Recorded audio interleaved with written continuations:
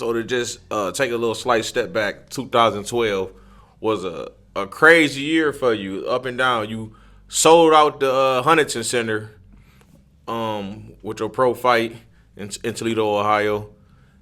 That year, did you stop that? Did you stop your opponent that fight? Nah, I drug his ass. You just beat him up real bad. Yeah, because I hadn't fought home in almost like 8 years. Okay, so during that fight, did you have any like thoughts that the feds was watching you or anything like that? Man, me just being from the streets, bro. After the shit broke, I ain't really think nothing of it because I don't do nothing. But Right. me being from where I'm from, I pay attention to my surroundings. Right. Like, it was a. Wasn't there rumors at that time that the feds? Nah, I ain't hear nothing. But it was a truck that kept following me when I ran, and I used to change my routes up on purpose. And you know, I told my family that, man, somebody motherfucker following me. You felt like somebody was following you already. Yeah, and then I found out that somebody was following me when the truck was sitting where it ain't supposed to sit with a big ass red light, and I snuck around and looked in there, and it was them. The police but I'm like, in there. damn, they watching somebody, but I'm like, they not watching me. Not watching me. Yeah, I'm fighting. I ain't selling no drugs shit or nothing. crazy. I got my 2 sons, and I ain't doing nothing. So when it happened, I'm like, I ain't put all that together till after I got locked up and I got all the discovery and everything. And I'm like, damn, so it was them.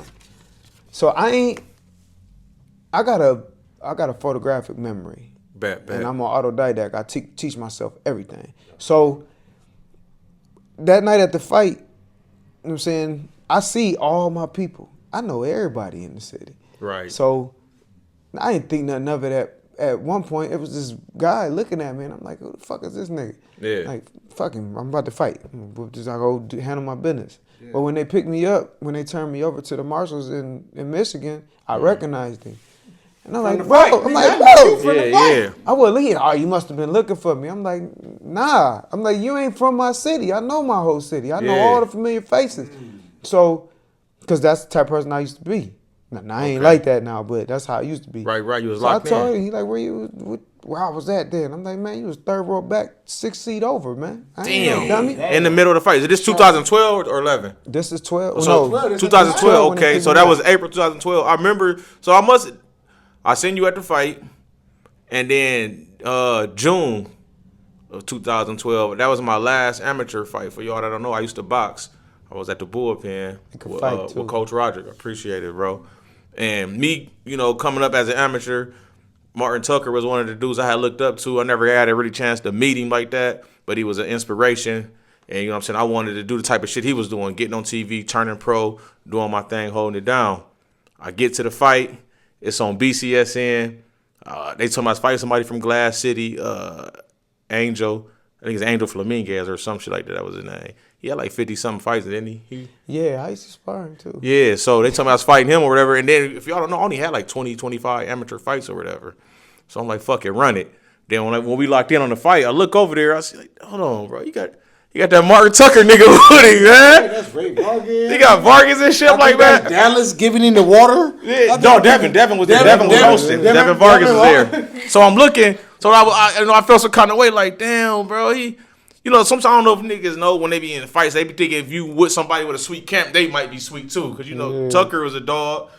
He still is a dog. And you got a dude that's in his camp or whatever. You thinking like, oh, I'm about to have a hell of a fight on my hands or whatever. Y'all had a rumble. Yeah. Man, I told you I got a photographic memory, and the video worked the same way. Right. Listen, I've been on who you is when you was an amateur.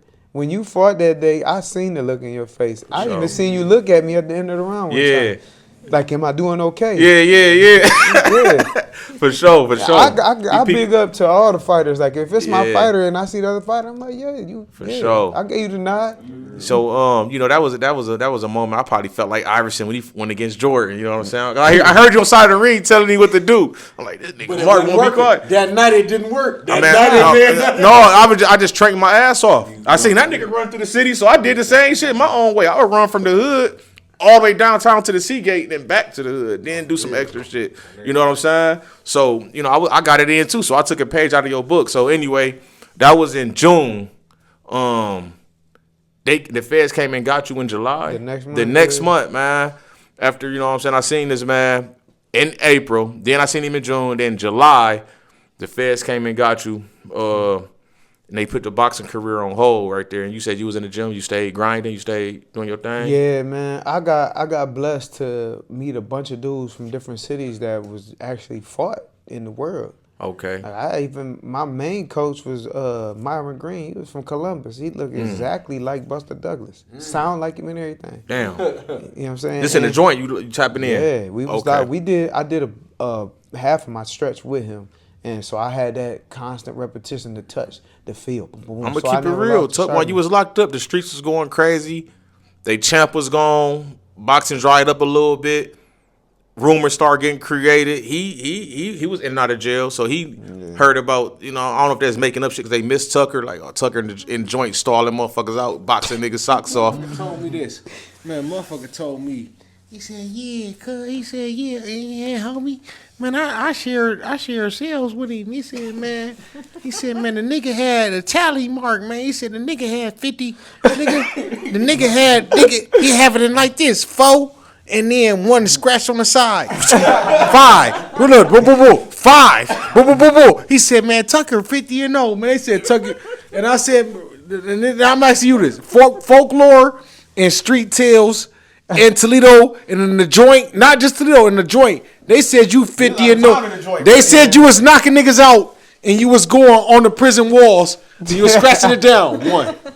39. 36. What? Give me some truth to that, Tuck. Man, was you putting motherfuckers? Was you in there boxing? That's called a 10 on the 2, man. Cause it happened, but I wasn't. The Iceman. You like the Iceman? I wasn't fighting like that. Otherwise, I'd have lost a lot of good time, man. But yeah, did they already have a champ in the joint when you went in there? Like, man, they on that box or something? Me when I got there.